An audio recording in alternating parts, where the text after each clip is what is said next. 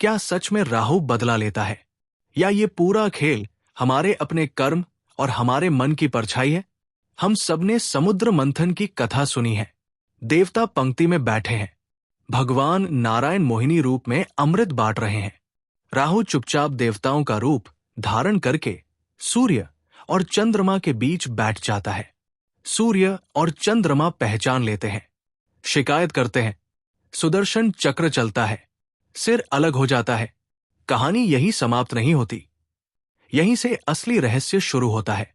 यदि राहु केवल दानव नहीं, बल्कि हमारे भीतर छिपी अधूरी इच्छा है, और सूर्य केवल ग्रह नहीं, बल्कि हमारा अहंकार है, तो ये घटना हर बार हमारे जीवन में घटती है। अब समय ऐसा है जब सूर्य राहु के साथ अष्टम भाव में स्थित है। लोग इसे ग्रहण योग कहते हैं। प्रश्न ये है, क्या ये केवल भय का समय है या छिपे हुए अवसर का भी? पहले उस पक्ष को समझते हैं जो चुनौती लेकर आता है। सूर्य प्रकाश है, राहु धुआं है। जब प्रकाश के सामने धुआं आ जाता है तो प्रकाश समाप्त नहीं होता, केवल दिखाई देना बंद हो जाता है। इसी प्रकार जीवन में अवसर समाप्त नहीं होते, पर भ्रम के कारण दिखते नहीं। सरकारी कार्यों में अड़चन आ सकती है, कार्यस्थल पर राजनीति हो सकती है, जो पद मिलना चाहिए उसके पहले कोई बाधा खड़ी हो सकती है। कारण क्या है? सूर्य पद है, राहु षड्यंत्र है। जहां पद होगा वहां परीक्षा भी होगी। और एक बात विशेष ध्यान रखने की है, अभिमान। सूर्य अभिमान का कारक है, राहु किसी भी भावना को कई गुना बढ़ा देता है। यदि भीतर थोड़ा भी अहंकार आया तो वही बढ़कर समस्या बन सकता है। छोटी बात बड़ी बन सकती है, सामान्य विवाद तनाव में बदल सकता है। पर क्या केवल यही होगा? नहीं, दूसरा पक्ष भी है। अष्टम भाव अचानक परिवर्तन का भाव है। राहु अचानक परिणाम देता है।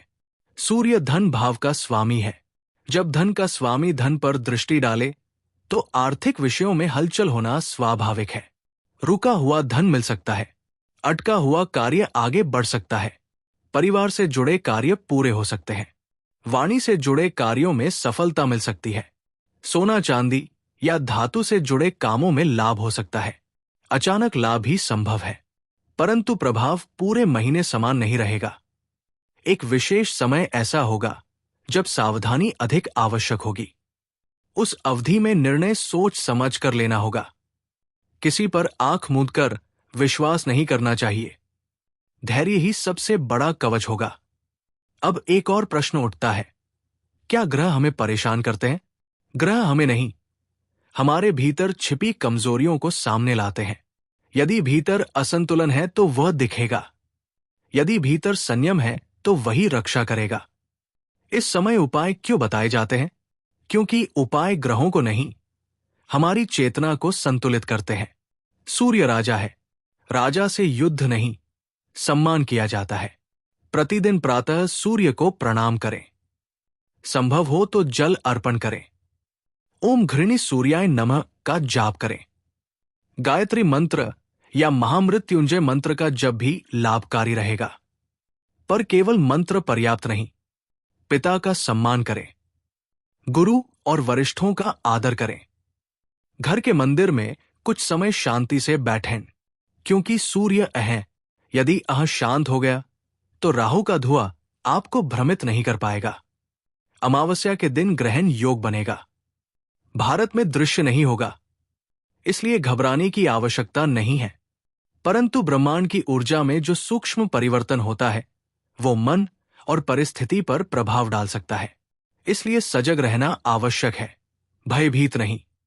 याद रखिए, राहु ने बदला लेने का संकल्प लिया था, पर सूर्य प्रतिदिन उदय होता है। धुआं स्थायी नहीं होता, प्रकाश स्थायी है। यदि इस समय आप धैर्य रखेंगे, अभिमान त्यागेंगे, षड्यंत्र से ऊपर उठेंगे और संयम रखेंगे, तो यही ग्रहण योग आपके लिए वरदान बन सकता है। ग्रहण प्रकाश का अंत नहीं है, यह प्रकाश की परीक्षा है, और जो परीक्षा में स्थिर रहता है वही अंत में विजयी होता है।